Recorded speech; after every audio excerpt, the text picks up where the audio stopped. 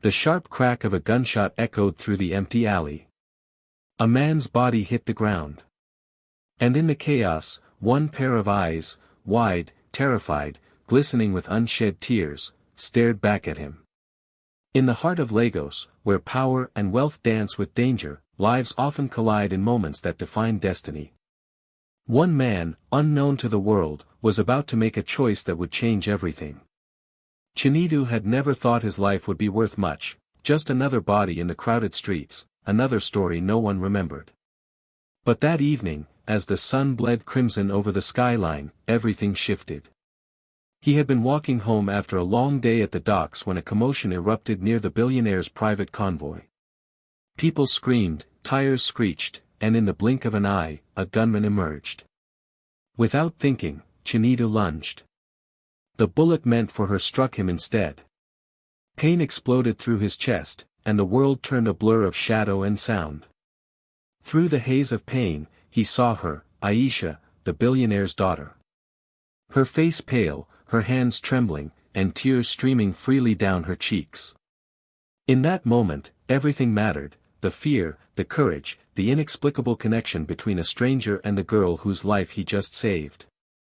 And then, darkness swallowed him.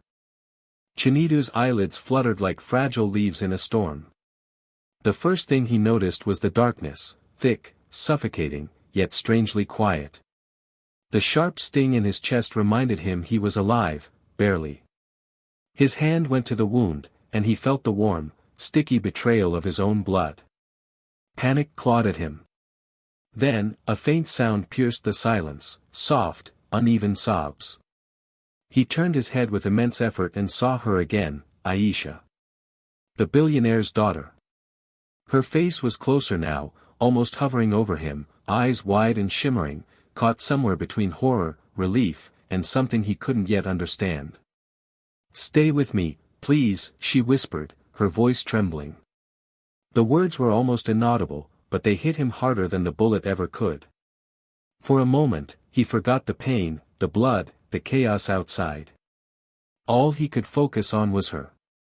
Her hands were shaking as they hovered over his chest, hovering above the blood-stained shirt. Chinedu tried to speak, but only a rasping cough escaped. She didn't seem to notice.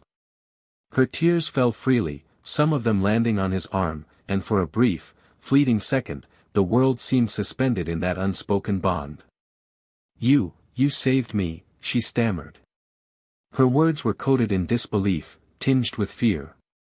I can't believe, how, why." Chinedu's lips moved, but the sound was weak. He wanted to tell her it was nothing, that he had no idea why he had done it, that he had no right to risk his life for someone like her. But even as he struggled to form words, he realized something he hadn't expected: he didn't want to be anywhere else. Somehow, in this cruel, violent moment, he belonged here, in her presence.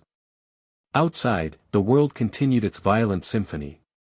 The distant wail of sirens, the shouting of security guards, and the low rumble of engines trying to flee the scene seeped through the walls.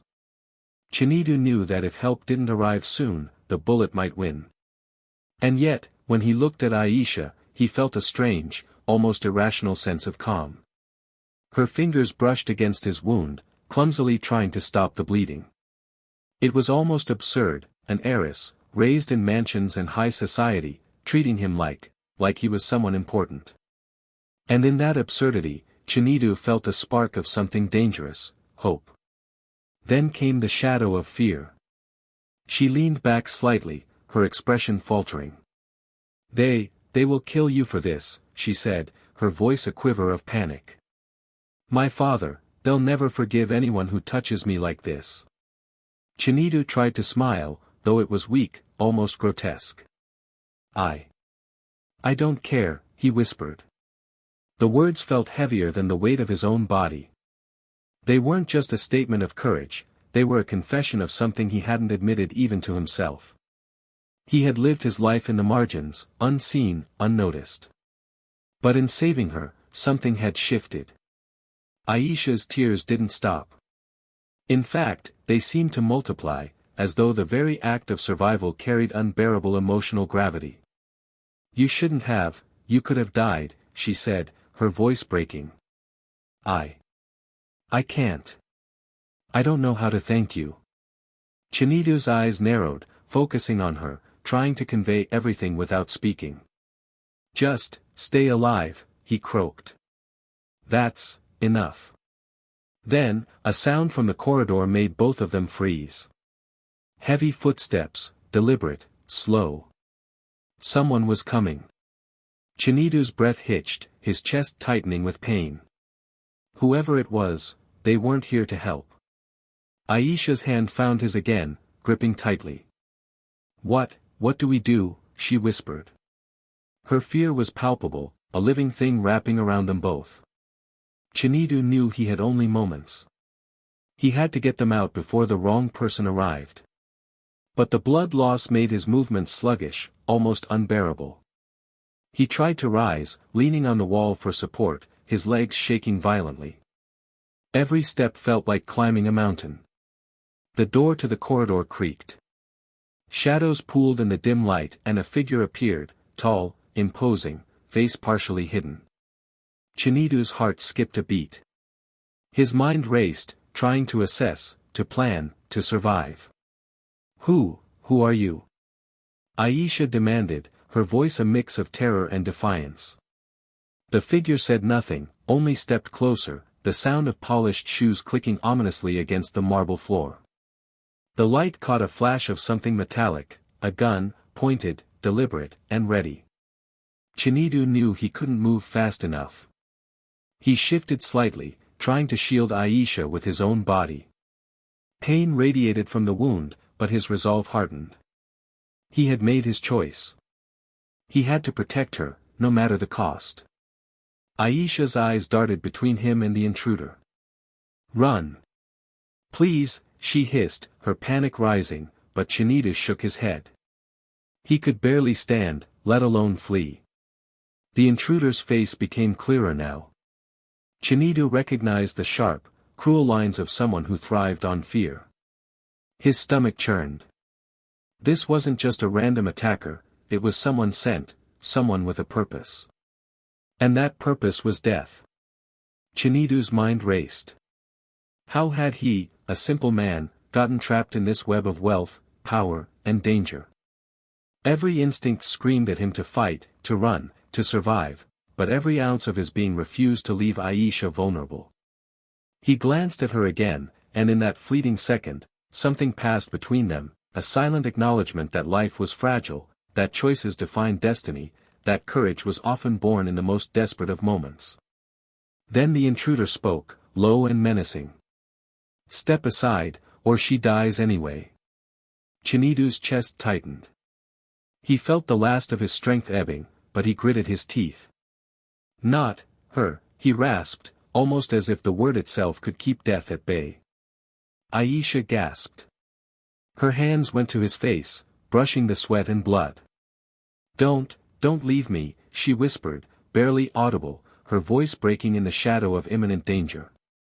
The intruder moved closer, eyes cold, calculating, a predator assessing prey.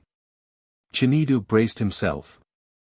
He had no weapons, no strategy, only desperation and a raw will to survive.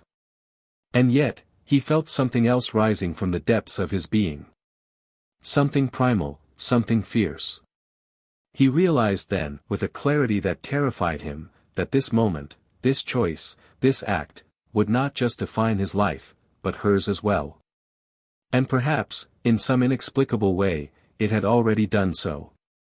The corridor felt smaller now, the walls closing in, the world outside fading. The gun glinted under the dim light. Time slowed, stretched into an unbearable eternity. Chinedu knew one wrong move, one hesitation, could mean the end. And still, he refused to let go.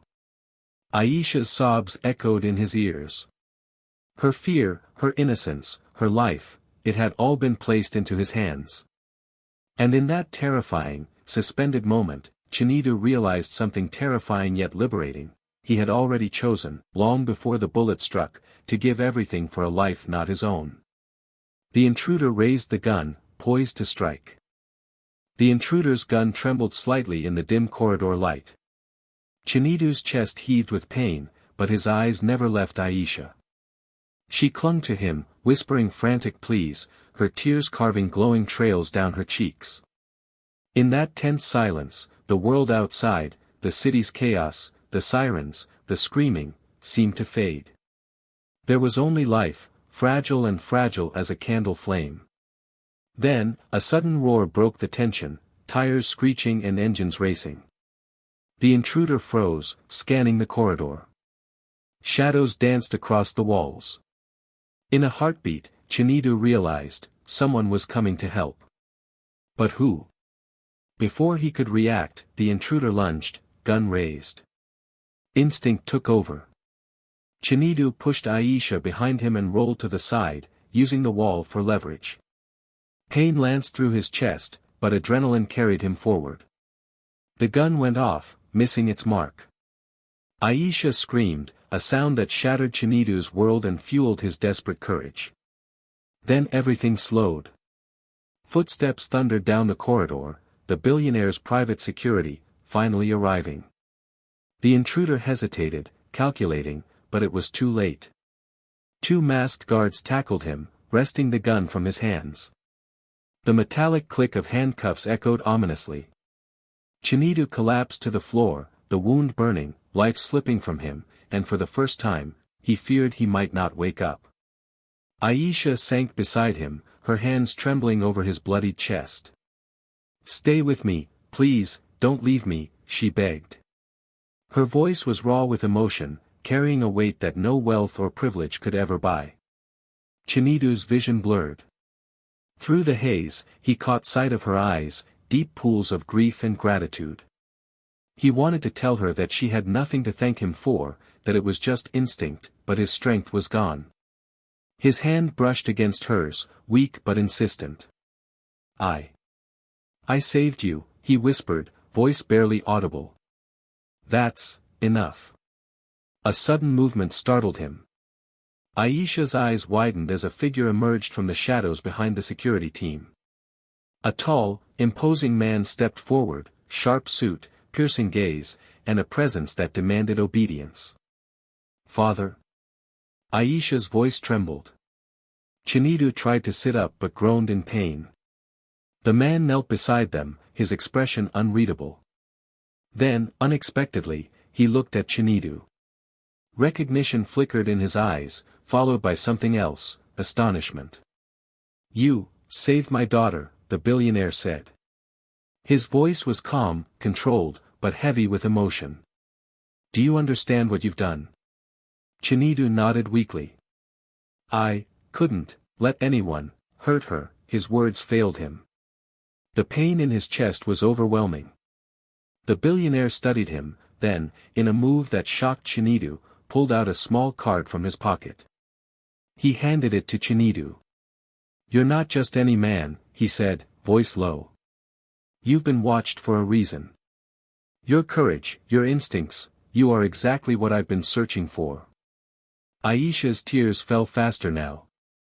Why would anyone want him?" she asked. The billionaire's expression softened, almost human now. "Because some heroes are invisible, until the moment they matter the most." Chinedu's heart pounded, not just from the wound, but from confusion, awe, and disbelief. He had lived all his life in the shadows, invisible to a world that rarely noticed him. And yet, here he was, having saved a life, having stood against death, and suddenly, he mattered. A sudden sharp pain stole his breath. The wound was worsening. Chinedu felt himself slipping. But then, he saw Aisha, her hands gripping his, her face impossibly close. He closed his eyes, ready to surrender. And then, unexpectedly, warmth spread through him. Medical teams arrived, rushing him onto a stretcher, pumping him full of medicine and stabilizing his vitals. The chaos receded, replaced by a controlled, urgent rhythm of life-saving intervention. When Chinedu finally awoke, he was in a pristine hospital room. The metallic scent of antiseptic mingled with the faint fragrance of flowers at the bedside. And there she was, Aisha, sitting quietly, holding his hand, eyes red but glowing with relief. "You're alive," she whispered, almost disbelieving. Chinedu tried to smile. Weakly, painfully, he managed. "Thanks, to you," he rasped. Aisha shook her head, tears slipping again. "No, thanks to you. You gave me my life. And more than that, you gave me hope, courage I didn't even know I had." Then came the twist, one that neither of them could have anticipated. Aisha's father entered the room again, calm, almost casual. "There's something you need to know," he said. "The man who shot at you, he wasn't random. He was part of a plot, to take everything from me, from my family. And Chinedu, unknowingly, you've just prevented a war. A war that would have destroyed this city." Aisha's eyes went wide. He saved not just me." The billionaire nodded solemnly. "He saved countless lives, Chinedu. And in doing so, he became part of something much larger than either of you realized." Chinedu's chest tightened, not from the wound this time, but from the weight of the revelation. He, a simple man from the streets, had just changed the course of countless lives. And in front of him, Aisha's face reflected something profound, gratitude, admiration, and, something deeper, almost like recognition of his worth. Days later, Chinedu left the hospital.